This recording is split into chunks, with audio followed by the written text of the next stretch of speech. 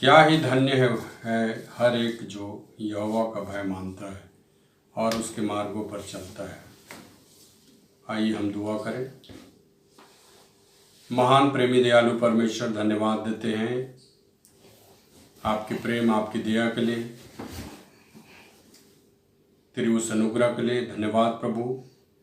अब तक आपने हमें संभाला, धन्यवाद। आज का दिन दिया है प्रभु, तेरी तारीफ करते हैं। खुदावन, हम अपने रोज समझान को तेरे हाथों में समर्पित करते हैं। खुदावन, जब आज हम जमा हैं प्रभु, तेरे बड़े नाम को हम ऊंचा उठाना चाहते हैं। खुदावन, धन्यवाद हो आपके प्रेम, आपकी दया में सर्वदा हम बढ़ते जाएं। आज का दिन तूने दिखाया है, आज का दिन विशेष दिन प्रभु, जो गुड फ्राइडे के रूप में हम प्रभु आज का प्रेयर कर रहे हैं। खुदावन, तेरी बरकत, तेरी आशीष चाहते हैं। हर एक परिवारों के लिए दुआ करते हैं, बरकत दे हर एक खानदानों को। खुदावन, उनके तो साथ हो, हमारे भाई साहब के साथ हो, कॉन्फ्रेंस के साथ हो, बिशप साहब के साथ हो, और भी जितने मंडलियाँ हैं, मैथलिस्ट कलीसियाँ हैं, हर एक को तू बड़ी बरकत दे। धन्यवाद परमेश्वर, सब बातों के लिए प्रभु, आपने विनती को सुना। धन्यवाद, सारी इज्जत महिमा जलाल हम आपको देते हैं। धन्यवाद के साथ प्रार्थना प्रभु यीशु के नाम से मांगते हैं, जिसने हमें ये दुआ करना सिखाया। हाय हमारे बाप, तो जो आसमान पर है, तेरा नाम पाक माना जाए, तेरी बादशाहत आए, तेरी मर्जी जैसे आसमान में पूरी होती है ज़मीन पर भी हो। हरी रोज की रोटी आज हमें दे।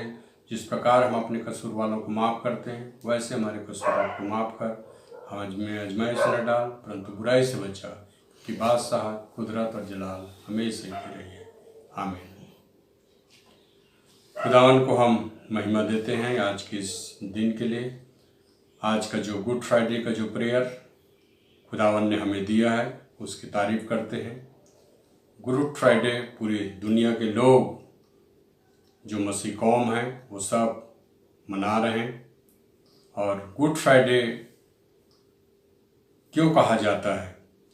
एक अच्छा शुक्रवार, शुभ शुक्रवार, जबकि आज के दिन हमारे उद्धारकर्ता, हमारे प्रभु यीशु सूली के ऊपर चढ़े हुए थे। आज का दिन उसका मौत हुआ था। लेकिन आज के दिन को क्यों ऐसा कहा जाता है गुड फ्राइडे, अच्छा शुक्रवार? इसका कारण यह है कि हमारे उद्धारकर्ता प्रभु यीशु की मौत की वजह से इस दुनिया में उद्धार आया, ताकि मानव जाति बच सके, जिसकी वजह से आज मानव जाति के लिए एक अच्छा शुक्रवार है, और इसीलिए ये गुड फ्राइडे के रूप में मनाया जाता है। सो हम परमेश्वर को धन्यवाद देते हैं आज की इस विशेष दिन के लिए जो प्रभु ने हमें दिया है। प्रभु यीशु मसीह के जो 7 वचन हैं, जिसके ऊपर में हम ध्यान आज करेंगे, जो क्रूस के ऊपर चढ़े हुए वो 7 वचन का कहे। तो चलिए देर ना करते हुए हम अपने प्रभु के वचन की तरफ चलें, जिससे हम ध्यान करें। पहला वचन हम ध्यान करेंगे जो लूका रचित सुसमाचार उसका 23 अध्याय 33 पद से लेकर के 38 पद तक हमें मिलता है। लूका रचित सुसमाचार 23 अध्याय 33 पद से लेकर के 38 पद तक इस प्रकार मिलता है। इसमें जब वे उस जगह जिसे खोपड़ी कहते हैं पहुंचे, तो उन्होंने वहां उसे और उस कुकर्मियों को भी, एक को दाहिनी और दूसरे को बाईं ओर क्रूस पर चढ़ाया। तब यीशु ने कहा, हे पिता, इन्हें क्षमा कर, क्योंकि ये जानते नहीं कि क्या कर रहे हैं। और उन्होंने चिट्ठियां डालकर उनके कपड़े बांट लिए। लोग खड़े खड़े देख रहे थे, और सरदार भी ठट्ठा करके कहते थे, इसने दूसरे को बचाया। यदि यह परमेश्वर का मसीह है और उसका चुना हुआ है, तो अपने आप को बचा ले। सिपाही भी पास आकर और सिरका देकर उसका ठट्ठा करके कहते थे, यदि तू यहूदियों का राजा है तो अपने आप को बचा। और उसके ऊपर एक दोष पत्र भी लगा था, यह यहूदियों का राजा है। यहां पर हम पहला वचन देखते हैं, हे पिता, इन्हें क्षमा कर, क्योंकि ये नहीं जानते कि क्या कर रहे हैं। प्रभु यीशु मसीह पिता से प्रार्थना कर रहे हैं उन लोगों के लिए जो उन लोग सूली पे उनको चढ़ा रहे थे, उसको तरह तरह की बातें कर रहे थे, उसके बारे में निंदा कर रहे थे। लेकिन इन सब चीज़ों के बावजूद प्रभु यीशु मसीह पिता से उनके लिए प्रार्थना कर रहे थे, इन्हें क्षमा कर। इनको ये नहीं पता क्या कर रहे हैं। ये सोचने वाली बात है कि क्या सचमुच में लोगों को नहीं मालूम था कि वो क्या कर रहे हैं? उनको मालूम था कि वो क्या कर रहे हैं, लेकिन इन सब चीज़ों के बावजूद भी वे लोग प्रभु यीशु को सूली पे चढ़ा रहे थे और मजाक कर रहे थे, ठट्ठा कर रहे थे, तरह तरह की बातें कर रहे थे उसके विषय में। लेकिन प्रभु यीशु मसीह उनके लिए दुआ करते हैं, क्षमा मांगते हैं पिता से।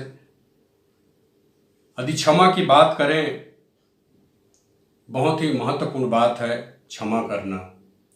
प्रभु यीशु मसीह की जब हम शिक्षा को देखते हैं तो यहाँ पर ही पहली बार क्षमा की बातें नहीं, पहले भी उन्होंने, जब हम उनके सुसमाचार को पढ़ते हैं तो हमें मिलता है क्षमा के विषय में। और प्रभु यीशु मसीह उन लोगों को भी क्षमा किए जो पाप में थे, गुनाह में थे, बीमारी में थे, ऐसे लोगों को क्षमा किए। चलिए हम थोड़ा ध्यान करें कि किस प्रकार प्रभु ने क्षमा किए। मरकुस रचित सुसमाचार में हम चलें। मरकुस रचित सुसमाचार 2 अध्याय उसका 5 पद से लेकर के 7 पद तक हमें मिलता है। मरकुस रचित सुसमाचार 2 अध्याय 5 से लेकर के 7 पद तक।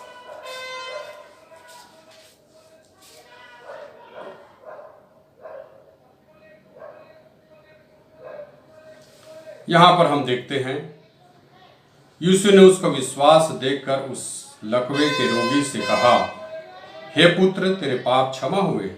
तब कई शास्त्री जो वहां बैठे थे अपने अपने मन में विचार करके कहने लगे,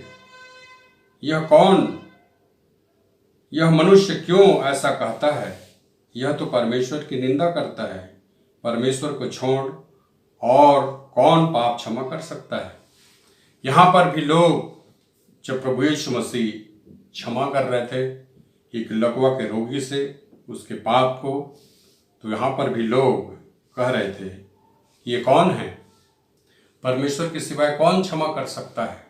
लेकिन प्रभु यीशु मसीह इस लकवा के रोगी को क्षमा करता है, उसके पाप को क्षमा करता है। एक और बात हम ध्यान करें, लूका रचित सुसमाचार 7 अध्याय उसका 48 से 50 पद में हमें मिलता है। लूका रचित सुसमाचार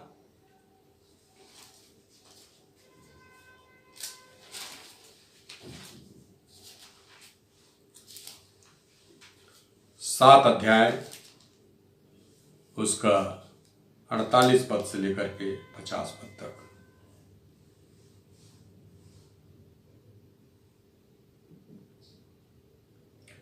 यहाँ पर एक स्त्री के बारे में हमें मिलता है, और उसने स्त्री से कहा, तेरे पाप क्षमा हुए। तब जो लोग उसके साथ भोजन करने बैठे थे वे अपने अपने मन में सोचने लगे, यह कौन है जो पापों को भी क्षमा करता है? पर उसने स्त्री से कहा, तेरे विश्वास ने तुझे चंगा किया है, कुशल से चली जा। यहाँ पर भी लोग उस बात के लिए विवाद कर रहे थे, ये कौन है, ये कैसे कह सकता है तेरे पाप क्षमा हुए?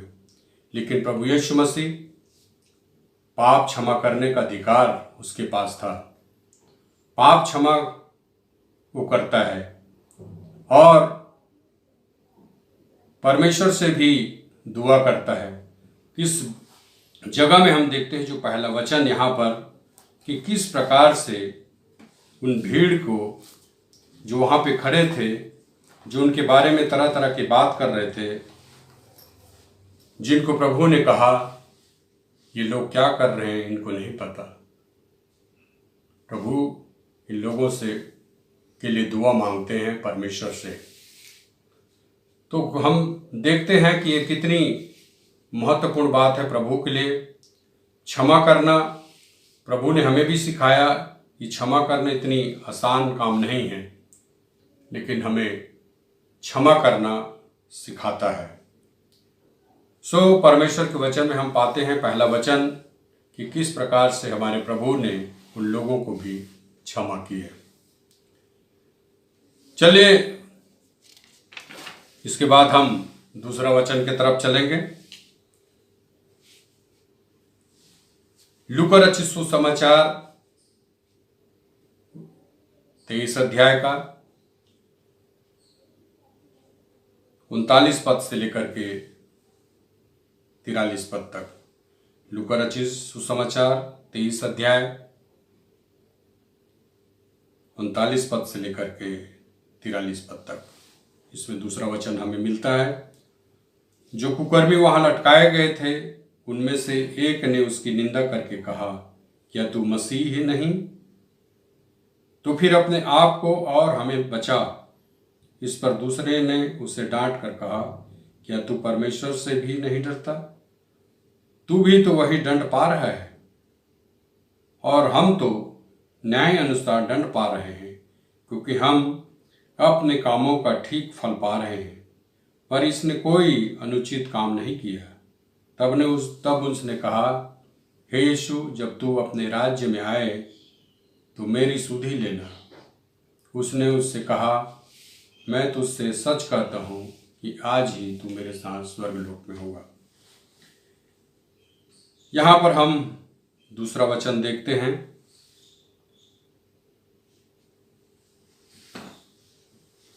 जहां पे हमें मिलता है, मैं तुझसे सच कहता हूं कि आज ही तू मेरे साथ स्वर्ग में लोक में होगा।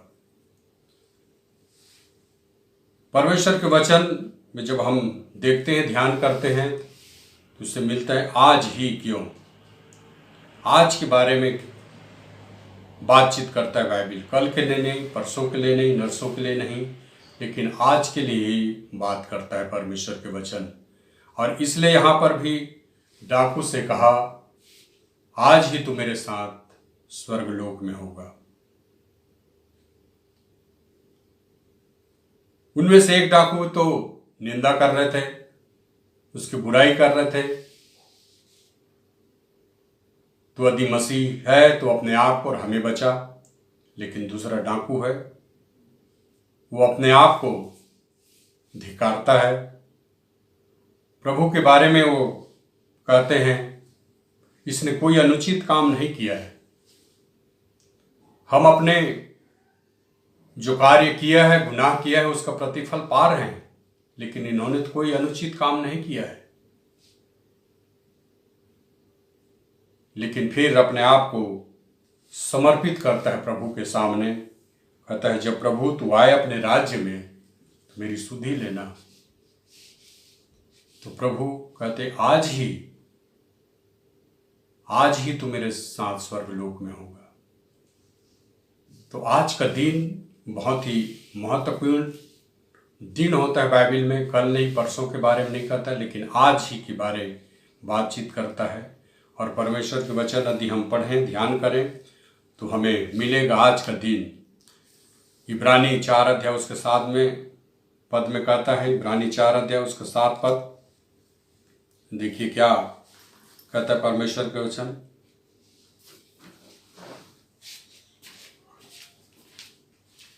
इसलिए वह किसी विशेष दिन को ठहराकर इतने दिन के बाद दाऊद की पुस्तक में उसे आज का दिन कहता है, जैसे पहले कहा गया, यदि आज तुम उसका शब्द सुनो तो अपने मनों को कठोर न करो। तो आज का दिन बहुत ही महत्वपूर्ण है। आज का दिन करके संबोधित किया जाता है बाइबिल में। हमारे प्रभु भी आज का दिन और भी कई जगह संबोधित किए। एक और हम बात देखें, आज के दिन के बारे में कहता है लूका 19 अध्याय उसका 9 पद। लूका रचित सुसमाचार 19 अध्याय उसका 9 पद में,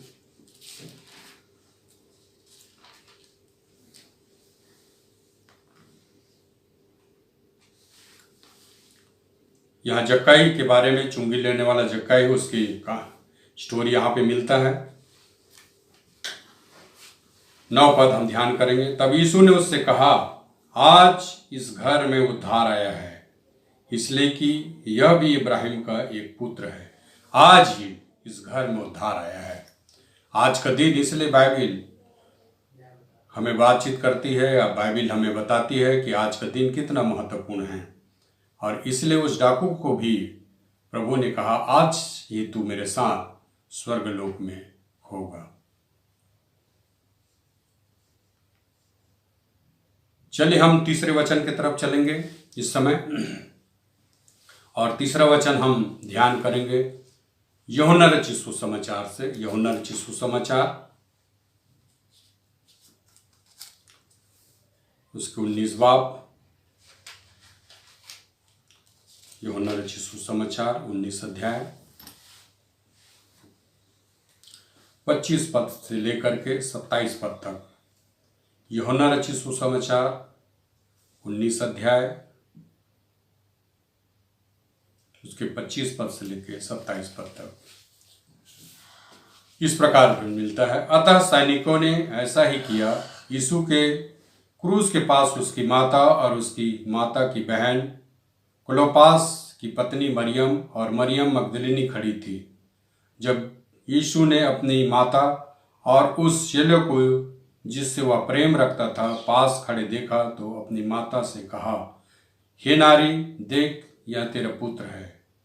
तब उसने चेले से कहा, यह तेरी माता है। और उसी समय से वह चेला उसे अपने घर ले गया।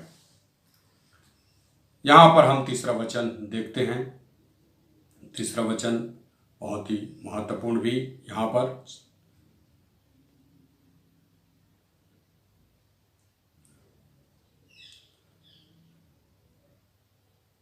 तीसरा वचन हम ध्यान कर रहे हैं इस समय। हे नारी, देख, यह तेरा पुत्र है। अपनी माता से प्रभु यीशु मसीह ने कहा, माता होने के बावजूद भी कहा हे नारी करके संबोधित यहाँ पे करते हैं प्रभु यीशु मसीह। कहने का मतलब तमाम महिलाओं से वो बातचीत करने की कोशिश कर रहे हैं। तमाम स्त्रियां हैं जिससे वो बातचीत कर रहे हैं और इसलिए वो उसको अपनी माता को भी वो संबोधित करते हैं स्त्री के रूप में। तो स्त्री बाइबल में बहुत ही महत्वपूर्ण भाग है, जहाँ पे बहुत अच्छे अच्छे कार्य किए, प्रभु के साथ रहे, प्रभु के कार्य किए। जब हमारे प्रभु इस दुनिया में थे तब भी उनके साथ रहकर उनके साथ सेवा किए, काम किए। और इसलिए बहुत ही महत्वपूर्ण रहे सेवकाई के बीच में। प्रभु यीशु मसीह के दिनों में लेकर के आज तक भी हम देखते हैं कि किस प्रकार महिलाएं सेवा करती हैं।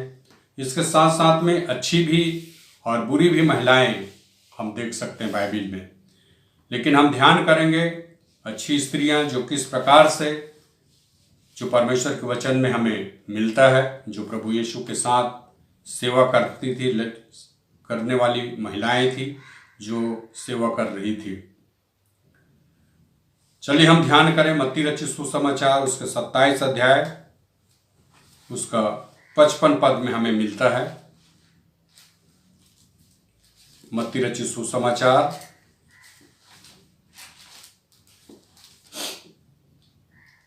27 अध्याय उसका 55 पद में हम देखें, ध्यान करें।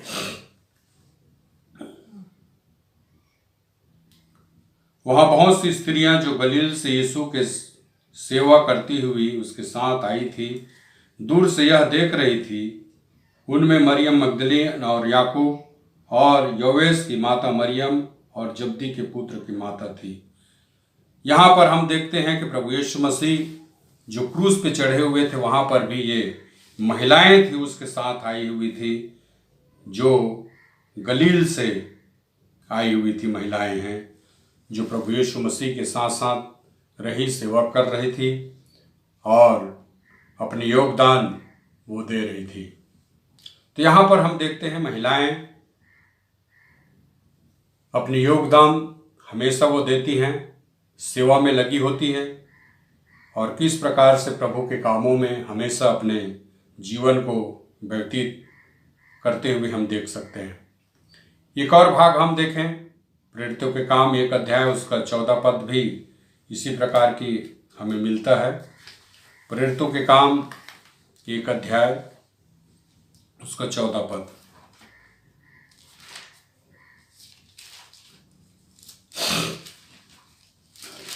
प्रेरित 1 का 14 पद।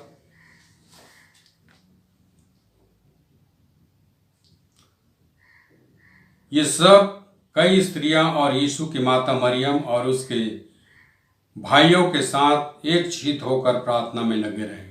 तो कई यहाँ पर स्त्रियां हैं जो प्रभु यीशु मसीह की माता और भी कई स्त्रियां थी जो प्रार्थना में लगे रहे। इन लोग जो प्रभु यीशु मसीह के स्वर्गारोहण के बाद हम देखते हैं कि महिलाएं किस प्रकार से प्रार्थना कर रही थी और यहाँ पर भी हम देखते हैं जो महिलाएं अपने योगदान दे रही थी। और आज भी हम देखते हैं महिलाएं बहुत परमेश्वर के कामों के लिए अपने योगदान देती है, सेवा करती है ताकि प्रभु के कार्य बढ़ सकें। सो यहाँ पर हम 3 वचनों को देखा, खुदावन को हम महिमा देते हैं, उसकी तारीफ करते हैं। इस समय कुछ अनाउंसमेंट है, मैं आपके सन्मुख अनाउंसमेंट रखूँगा, ध्यान से सुनिए। कुछ अनाउंसमेंट है। हम जानते हैं कि हमारे देश में कोरोना की बीमारी है, वायरस है और हमारे देश में नहीं लेकिन पूरी दुनिया के ऊपर में इसका प्रकोप है और लॉकडाउन है। कई लोग बेघर हो गए हैं, कई लोगों का मृत्यु हो चुके हैं और भी कई एक बातें हैं। तो हम देख रहे हैं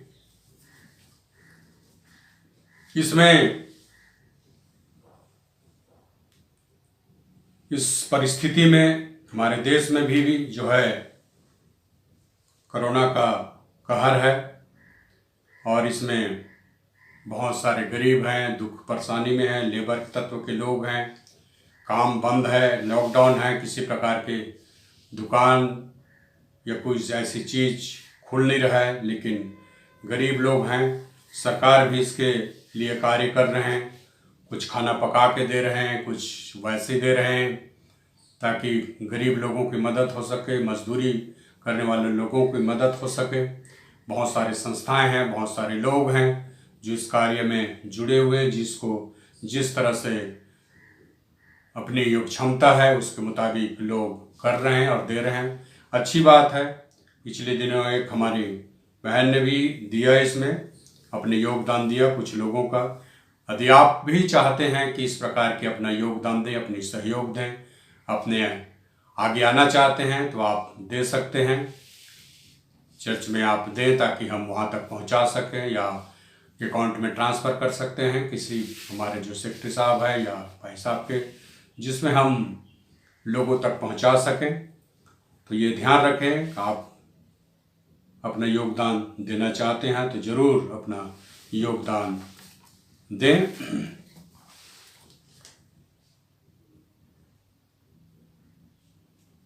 इसी प्रकार के और भी हेल्प करना चाहते हैं तो उसमें भी आप अपना योगदान दे सकते हैं। दूसरी बात है कि इन दिनों जो है जब चर्च लग नहीं रहे हैं, सारे धार्मिक संस्थाएं हैं और तमाम प्रकार की चीज़ें हैं, बंद है, तो हमें मालूम है कि इन दिनों में भी हमारे चर्चेस बंद है और इसलिए हम ये ऑनलाइन कर रहे हैं ताकि आप इस बात को सुन सके, समझ सके। और जब भी चर्च खुलेगा या होगा, लॉकडाउन ख़त्म होगा, तो आप चर्च आएँ तो अपने जो गुल्लक हैं जो दिया गया है वो साथ लेकर आएँ और जो भी ऑफरिंग्स आप हर हफ्ते की रखना चाहते हैं वो रखें, एक लिफाफा में डाल के अपने नाम लिखकर आप लेकर आएँ ताकि वो चर्च में जा सके। जो भी आपकी सेवा की भाव है, जो देने की, जो प्रभु के साथ आपने वाचा बांधी है या देना चाह रहे हैं, वो सब जो है भवन में आ सके ताकि सेवा के कार्य हो सके। सो परमेश्वर को हम धन्यवाद देते हैं इन सब बातों के लिए। प्रभु आप सबों को बरकत आशीष दे। विशेष स्तर से दुआ भी आप करते रहें देश के लिए, तमाम चीज़ों के लिए।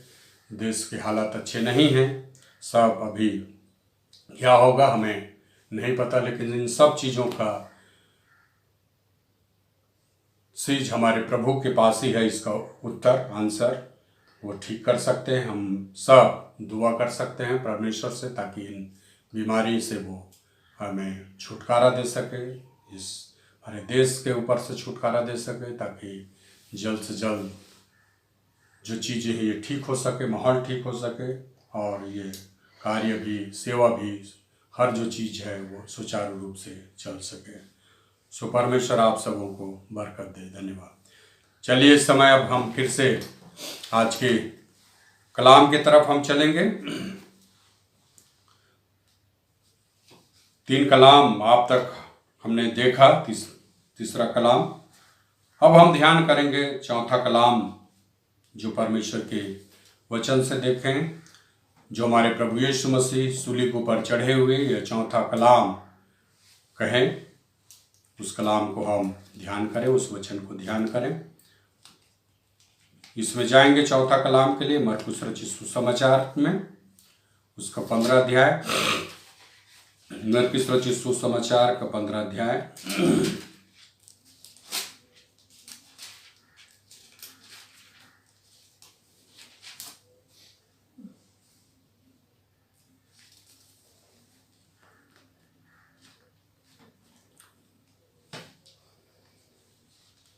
पंद्रह अध्याय 33 पद से लेकर के हम आगे चलेंगे। 33 से 39 तक हम पढ़ेंगे।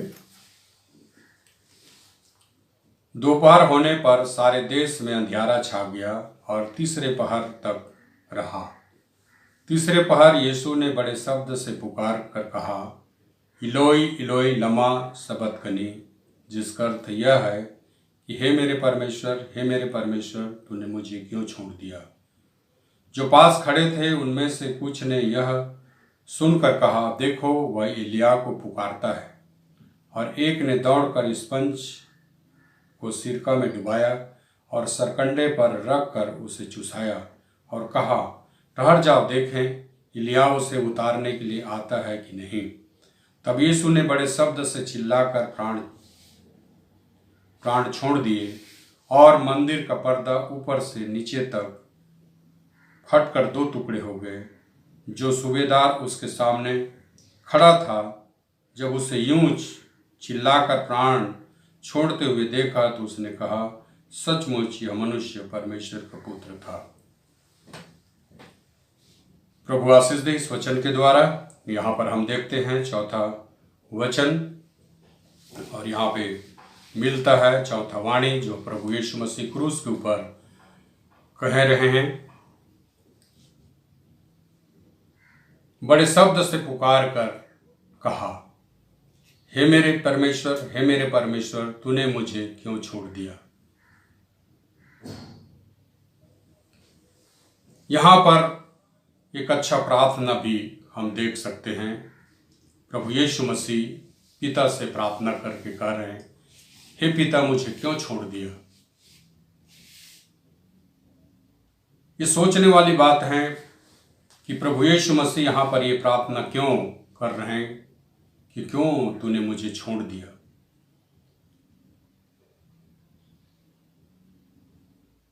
परमेश्वर ने इसलिए उसको छोड़ रहे थे कि तमाम दुनिया के गुनाह को उसके ऊपर लाद दिए थे और उस क्रूस के ऊपर में चढ़े हुए तमाम मानव जाति के लिए वो श्रापित हो रहे थे। और इसीलिए प्रभु ने अपना फेस थोड़ी देर के लिए हटा रहे थे और इसलिए परमेश्वर से प्रभु यीशु मसीह उस जुदा के वजह से प्रार्थना कर रहे थे। कभी भी वो परमेश्वर से अलग नहीं हुए थे, लेकिन ये मौत ही ऐसा समय था जहाँ पर प्रभु यीशु मसीह पिता से अलग हो रहे थे। और इसीलिए यहाँ पर हम देखते हैं एक प्रार्थना प्रभु यीशु मसीह का जो कह रहे हे पिता तुमने मुझे क्यों छोड़ दिया। बड़े शब्द से पुकार करके, ऊंचे शब्द से पुकार रहे हैं और कह रहे हैं हे परमेश्वर, हे मेरे परमेश्वर, तूने मुझे क्यों छोड़ दिया। हमारा प्रभु वैसे कई जगह और भी प्रार्थना किए, जब अपने जीवन में कोई भी काम करते रहे तो परमेश्वर से लगातार प्रार्थना करते रहते थे। सुबह शाम जब भी समय उनको मिलता था, परमेश्वर से वो संगति किया करते थे। सुसमाचार के पत्रियों में हम देखें तो सुबह सवेरे सवेरे एकदम परमेश्वर से मुलाकात करते थे, बातचीत करते थे, प्रार्थना किया करते थे। तो हम देखते हैं प्रभु यीशु मसीह और पिता के साथ उसका काफी घनिष्ठ रिश्ता रहा इस दुनिया में रहते हुए भी। लेकिन यहाँ पर हम देख रहे हैं कि थोड़े समय के लिए परमेश्वर अपने आप को वो उससे जुदा कर रहे थे, हटा रहे थे, जिसकी वजह से प्रभु यीशु मसीह इस पीड़ा में चिल्ला रहे थे ऊंचे शब्द से, हे पिता, हे मेरे परमेश्वर, तूने मुझे क्यों छोड़ दिया।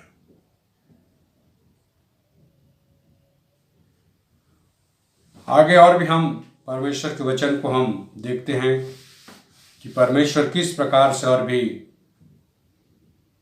प्रार्थना किया करते थे, पिता से मांगते थे। एक अच्छा प्रार्थना का जीवन हम उनका देख सकते हैं।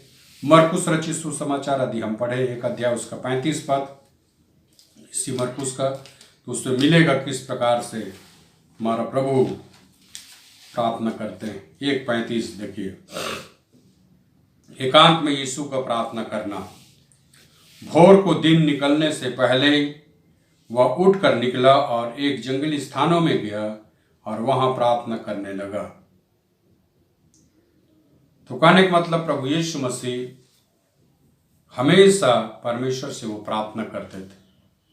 एकांत में जब भी समय मिलता थे तब भी वो प्रेयर प्रार्थना किया करते थे। एक और चीज हम देखते हैं प्रभु यीशु मसीह की आज की प्रार्थना। यूहन्ना रचित सुसमाचार के यदि हम 17वें अध्याय देखें, उसमें हमें मिलता है कि किस प्रकार से प्रार्थना वो करते हैं, किस प्रकार से चेलों के लिए, जो विश्वासी लोग हैं उनके लिए प्रार्थना करते हैं। 1 से 3 यदि हम पढ़े यूहन्ना, थोड़ा ध्यान करें, यूहन्ना 17 अध्याय 1 से 3 पद हम देखें।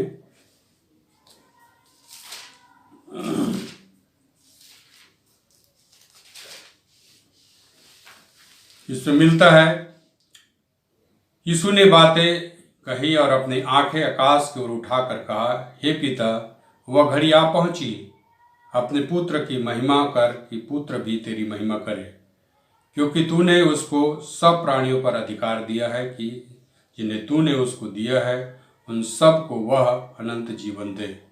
और अनंत जीवन यह है कि वे तुझ एकमात्र सच्चे परमेश्वर को और यीशु मसीह को जिसे तूने भेजा है जाने। तो प्रभु यीशु मसीह यहाँ पर भी परमेश्वर से विनती कर रहे हैं, निवेदन कर रहे हैं, अपने लिए, लोगों के लिए दुआ कर रहे हैं, चेलों के लिए हैं, विश्वासी लोगों के लिए वो दुआ करते हैं। जैसे हम एक हैं वैसे ये लोग भी एक रहें।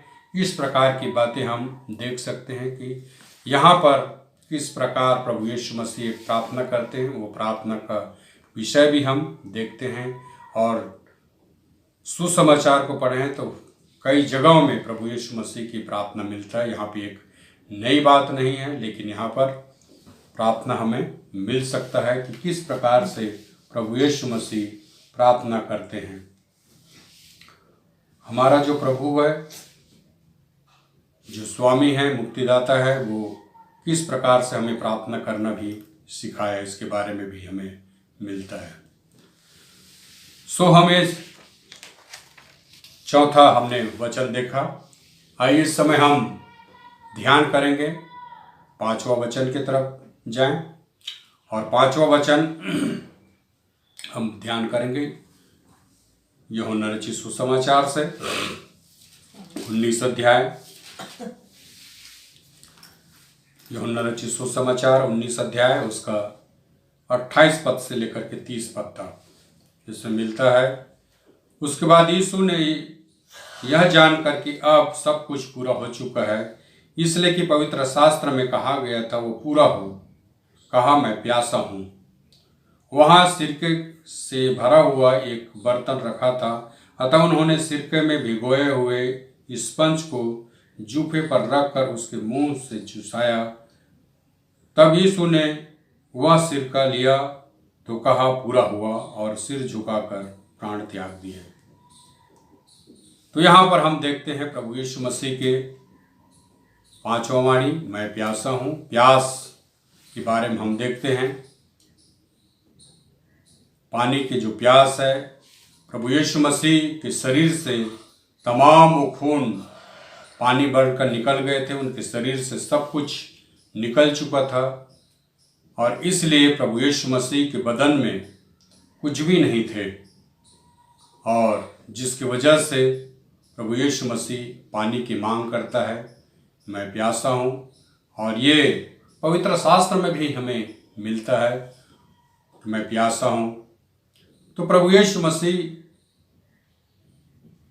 जो स्वयं जीवन के जल देने वाला व्यक्ति है, लोगों को कहता है कि मैं जीवन के जल दूंगा, जीवन के जल मेरे पास आकर पियो यदि कोई प्यासा है। इस प्रकार की बात हम देखते हैं कि प्रभु यीशु मसीह खुद आत्मिक जल की बात करते हैं, लेकिन यहाँ पर प्रभु यीशु मसीह शारीरिक तौर से उस प्यास के बारे में कह रहे हैं।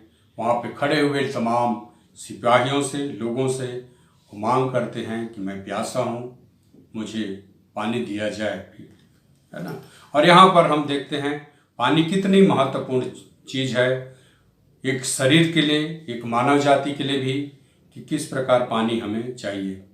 यदि पुराना नियम हम देखें, ध्यान करें, वहाँ पर भी एक्सरस में देखिए किस प्रकार से इस्राएली लोग जब मिस्र की गुलामी से निकले थे तो किस प्रकार वो पानी की मांग करते हैं और किस प्रकार से वो गुड़गुड़ाते हैं, उसके बारे में हमें मिलता है।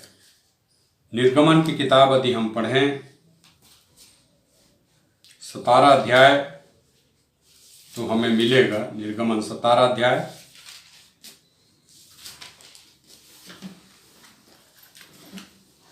1 से 3 पद में हमें मिलता है, चट्टान से पानी। फिर इस्राएली की सारी मंडली सिनै नामक जंगल से निकली और यहोवा के आज्ञा अनुसार कुछ करके रपीदीप में अपने डेरे खड़े किए, और वहां उन लोगों को पीने का पानी न मिला। इसलिए वे मूसा से वाद विवाद करके कहने लगे, हमें पानी पीने का पानी दे। मूसा ने उससे कहा, तुम मुझसे क्यों वाद विवाद करते हो और यहोवा की परीक्षा क्यों करते हो। फिर वहां लोगों को पानी की प्यास लगी, तब वे यह कहकर मूसा पर बुड़बुड़ाने लगे, तू हमें बाल बच्चे और पशुओं समेत प्यास मार डालने के लिए मिस्र से क्यों ले आया है। तो यहाँ पर देखते हैं कि ये मिस्री लोग, मिस्र की गुलामी से निकले हुए जो लोग थे, इस्राएली लोग थे, ये बुड़बुड़ा रहे थे, वाद विवाद कर रहे थे, हम सबको तू जंगल में मारने के लिए तू ले आया है, और पानी की इनको प्यास लगी हुई थी। तो पानी कितना महत्वपूर्ण है, और इस स्टोरी को हम सब जानते। बाद में उनको पानी पिलाया जाता है, पानी मिलता है उस पहाड़ से।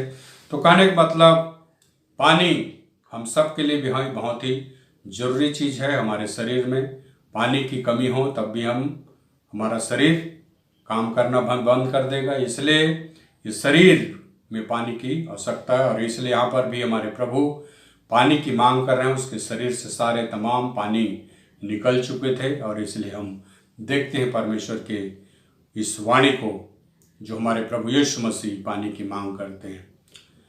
यहाँ पे एक स्त्री भी है जहाँ पानी भरने आई है। यूहन्ना रचित सुसमाचार पढ़ें तो प्रभु यीशु मसीह स्वयं उनसे कहते मुझे पानी पिला। पानी भरने के लिए आई है एक स्त्री है जो चौथे पहर आई हुई है। किस प्रकार से वो स्त्री जो पानी भरने के लिए आती है और पानी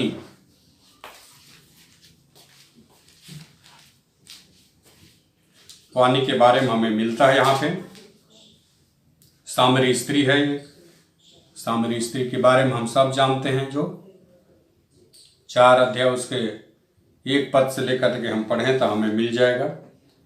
फिर जब प्रभु को मालूम हुआ कि फरीसी ने सुना है कि यीशु यूहन्ना से अधिक चेले बनाता है और उन्हें बपतिस्मा देते हैं, यद्यपि यीशु स्वयं नहीं वरन उसके चेले बपतिस्मा देते, तब यहूदिया को छोड़कर फिर गलील को चला और उसके समरिया से होकर जाना अवश्य था। इसलिए वह सुखार नामक समरिया के एक नगर तक आया जो उस भूमि के पास है जिसे याकूब ने अपने पुत्र यूसुफ को दिया था। तब याकूब का कुआं भी वहीं था।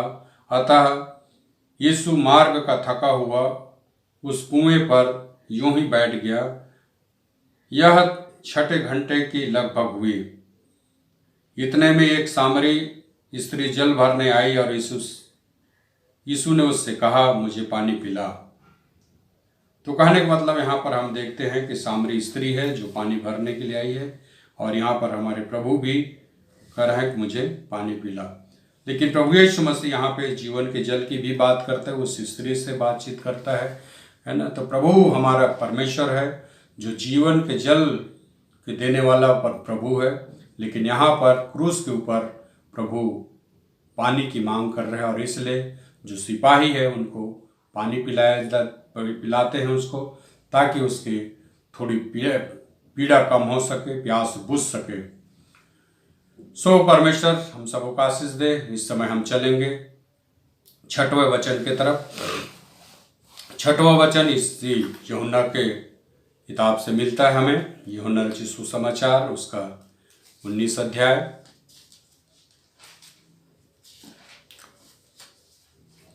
यूहन्ना रचित सुसमाचार 19 बाब 28 से 30 पद फिर से हम पढ़ेंगे। इसके बाद यीशु ने यह जानकर कि अब सब कुछ पूरा हो चुका है, इसलिए कि पवित्र शास्त्र में जो कहा गया है वह पूरा हो, कहा ही मैं प्यासा हूँ। वहां सिरके से भरा हुआ एक बर्तन रखा था, अतः उन्होंने सिरके से भिगोए हुए स्पंज को जूफे पर रखकर उसके मुंह से लगाया।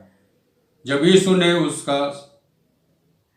ने वह सिरका लिया तो कहा, पूरा हुआ, और सिर झुकाकर प्राण त्याग दिए। यहाँ पर हम प्रभु यीशु मसीह की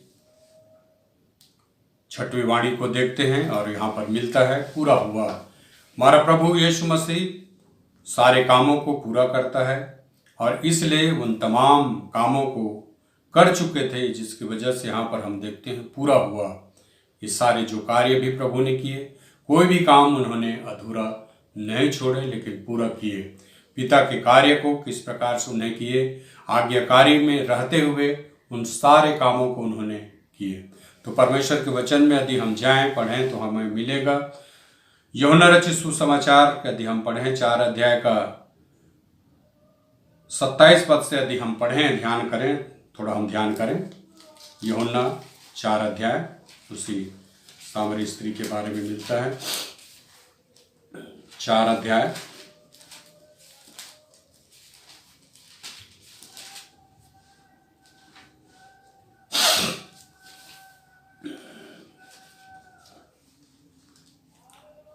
27 पद से लेकर के 34 पद तक हमें मिलता है। इतने में उसके चेले आ गए और अचंभा करके कहने लगे, वह स्त्री से बातें कर रहा है। तो भी किसी ने न पूछा, तू क्या चाहता है, या किस लिए उससे बातें करता है। तब स्त्री अपना घड़ा छोड़कर नगर में चली गई और लोगों से कहने लगी, आओ एक मनुष्य को देखो जिसने सब कुछ जो मैंने किया है मुझे बता दिया। कहीं यही तो मसीह नहीं। अतः वे नगर से निकलकर उसके पास आने लगे। इस बीच उसके चेले ने यीशु से कहा, यह विनती की, हे रब्बी, कुछ खा ले। परंतु उसने उससे कहा, मेरे पास खाने के लिए ऐसा भोजन है जिसे तुम नहीं जानते। तब चेलों ने आपस में कहा, क्या कोई उसके लिए कुछ खाने को लाया है? यीशु ने उससे कहा, मेरा भोजन यह है कि अपने भेजने वाले की इच्छा के अनुसार चलूं और उसका काम पूरा करूं। तो कहने का मतलब प्रभु यीशु मसीह भोजन उसका कार्य है, पिता का कार्य, जिसकी इच्छा को पूरा करना। यहाँ पर हम देखते हैं कि अपने भेजने वालों की इच्छा को पूरा करना 34 पद में मिलता है। यीशु ने उससे कहा, मेरा भोजन यह है कि अपने भेजने वाले की इच्छा के अनुसार चलूं और उसका काम पूरा करूं। उसका काम को पूरा करना, तो प्रभु यीशु मसीह का जो कार्य है सब जगह वो पूरा करते हैं। ये उद्धार का कार्य, मुक्ति का कार्य जो उन्होंने करना था, जिसको लेके आए थे, तमाम जाति के गुनाहों को लेकर उस क्रूस के ऊपर में चढ़ना था, पापों को क्षमा प्रदान करना था, जिसके बारे में हम परमेश्वर के वचन में हम देख रहे हैं। और यहाँ पर प्रभु यीशु मसीह की उस वाणी को भी देख रहे हैं जो किस प्रकार से वो पूरा होते हुए अपने जुबान से भी वो कहते हैं कि ये पूरा हुआ। उस क्रूस के ऊपर में भी इस शब्द को इस्तेमाल करते हैं कि पूरा हुआ। उन तमाम कार्यों को, पिता का जो कार्य था, उन्होंने पूरी ईमानदारी के साथ विश्वास से रहकर उन्होंने उस कार्य को किया। चलिए एक और हम पद ध्यान करें। यही यूहन्ना रचित सुसमाचार का हम पढ़ें 9 अध्याय, उसका 1 से 4 पढ़ें, तो वहां पर भी मिलता है कि पिता का जो कार्य दिन दिन में ही करना है, पूरा करना है। 9 अध्याय, यहां पर भी जन्म के एक अंधे व्यक्ति है जिसको दृष्टि प्रदान करते हैं प्रभु यीशु। यहां पे मिलता है, जाते उसने एक मनुष्य को देखा जो जन्म से अंधा था। उसके चेलों ने उनमें से पूछा, हे रब्बी, किसने पाप किया था कि यह अंधा जन्मा है, इस मनुष्य ने या उसके माता पिता ने? यीशु ने उत्तर दिया, ना तो इसने पाप किया था न उसके माता पिता ने, परंतु वह इसलिए हुआ कि परमेश्वर के काम उसमें प्रकट हो। जिसने मुझे भेजा है, हमें उसके काम दिन ही दिन में करना आवश्यक है। वह रात आने वाली है जिसमें कोई काम नहीं कर सकता। तो कहने का मतलब दिन ही में पूरा करना। प्रभु यीशु मसीह ने जो भी कार्य किए उसको पूरा किए, कार्य को अधूरा नहीं छोड़ा। आज ही हम देखते हैं कि जो कार्य है परमेश्वर ने जो हमें दिया है, उस कार्य को पूरी तरह से निभाना, ईमानदारी के साथ निभाना, कार्य करना, ताकि हम उसके उस टास्क को हम पूरा कर सकें जो प्रभु ने हमें दिया है। तो छठी बात हम देखते हैं कि पूरा हुआ, जो प्रभु यीशु मसीह ने अपने कार्य को पूरा किया। और यहाँ पर भी हम देखते हैं क्रूस के ऊपर चढ़े हुए इस शब्द को इस्तेमाल करते हैं, पूरा हुआ। चलिए 7वां वाणी हम ध्यान करेंगे इस समय। लूका रचित सुसमाचार में फिर से हम आ जाएं। लूका रचित सुसमाचार 23 अध्याय,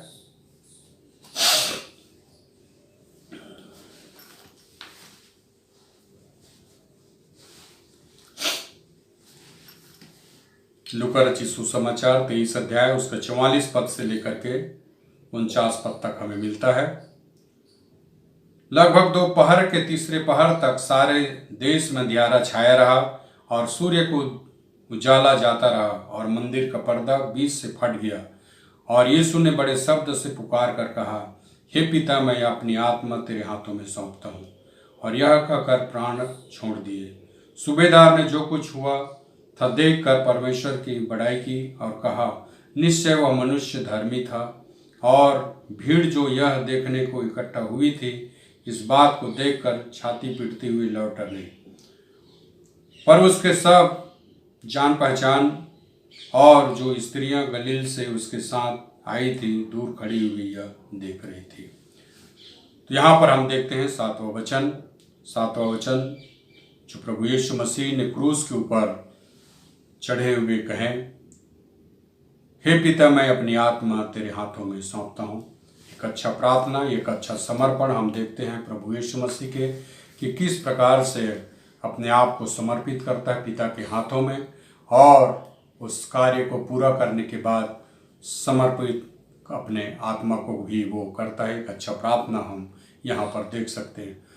हम भी जब भी कार्य करते हैं तो हमें उस समर्पण की जरूरत होनी चाहिए। हम समर्पित, पूरे समर्पण के साथ कार्य करना चाहिए, विश्वास योग्य में होकर उस कार्य को करना चाहिए। यहाँ पर हम यही बात देखते हैं प्रभु यीशु मसीह के जो 7वां वचन है, वाणी है, जिसमें समर्पण हम प्रभु यीशु के देखते हैं, अपनी आत्मा को प्रभु के हाथों में समर्पित करते हैं। यहाँ पर भी कुछ एक बातें हैं समर्पण के विषय में हमें मिलता है। चलिए हम ध्यान करें।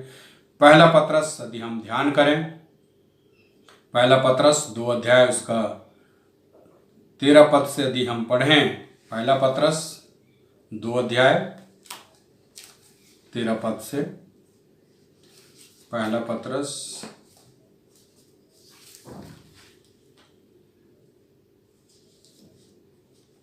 पत्रस 2 अध्याय उसका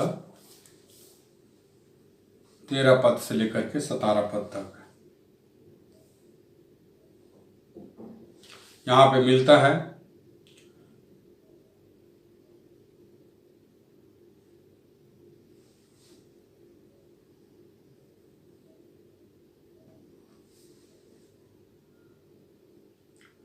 प्रभु के लिए मनुष्य के ठहराए हर एक प्रबंध के अधीन रहो, राजा के अधीन कि वह सब पर प्रधान है, और हाकिमों के, क्योंकि वे कुकर्मियों को दंड देने और सुकर्मियों की प्रशंसा करने के लिए भेजे गए हैं।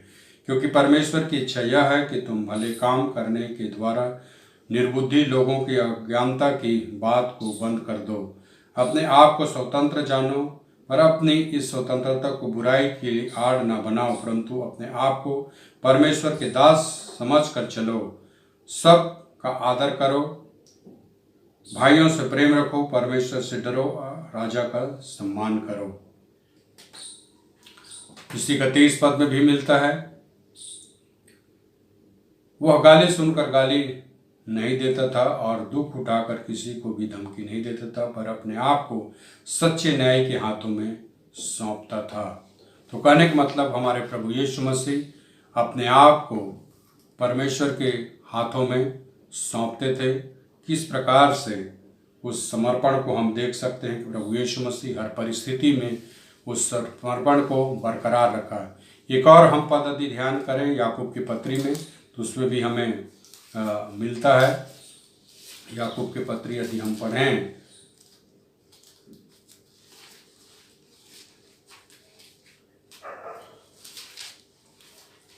चार अध्याय यदि हम पढ़ें पर याकूब के,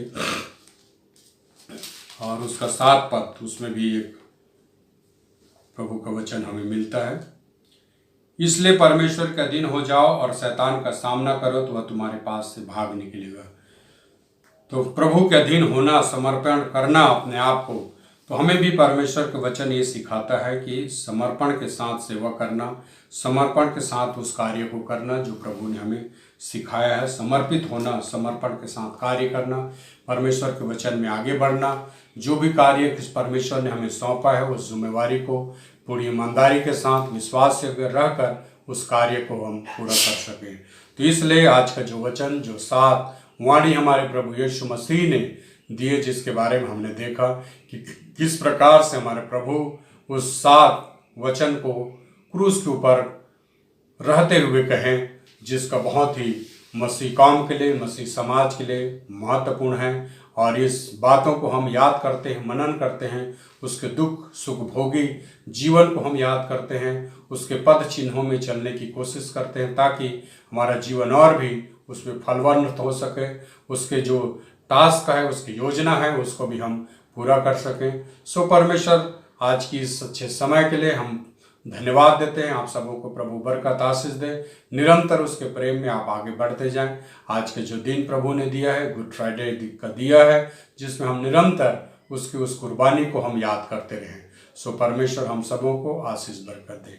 आइए हम दुआ करें। महान सर्वशक्तिमान परमेश्वर, हम तेरा धन्यवाद करते हैं, आपकी तारीफ और महिमा जय जयकार करते हैं। धन्यवाद देते हैं आज के इस शुभ शुक्रवार के लिए प्रभु, तेरा धन्यवाद करते हैं पिता परमेश्वर। सब बातों में तो हमारे साथ रहा खुदावन, आपने हमारी मदद सहायता किया, धन्यवाद देते हैं इन तमाम बातों के लिए प्रभु, जो आपने हम हर एक परिस्थिति में तू हमारे साथ रहता है, न तो तू हमें छोड़ता है न त्यागता। धन्यवाद तेरे पवित्र कलाम के लिए खुदावन, जो क्रूस के ऊपर रहते हुए कहे खुदावन, जिसके द्वारा प्रभु जी हम उन बातों को याद कर सके, मनन कर सके, अपने आप को हम समर्पित कर सके, और जो कार्य प्रभु आपने जो हमें सौंपा है उस कार्य को हम कर सके। धन्यवाद देते हमारे तमाम परिवारों के लिए, मंडली के लोगों को, हर एक को तो बड़ी बरकत हासिल दे, हर एक पर आपकी दया चाहते हैं। धन्यवाद सब बातों के लिए प्रभु, सचमुच आपने विनती को सुना परमेश्वर। धन्यवाद, सारी महिमा इज्जत जलाल हम आपको देते हैं। धन्यवाद के साथ प्रार्थना प्रभु यीशु के नाम से मांगते हैं, आमीन। आइए हम आशीष की दुआ करें। अब हमारे परमेश्वर पिता का प्रेम, पाक रूह की संगति और यीशु मसीह का अनुग्रह आप से लेकर तमाम विश्वासियों के साथ, विशेषकर हम सबों के साथ अब से लेकर हमेशा हमेशा होती रहे, आमीन। प्रभु आप सबों को बरकत दे। जय मसीह।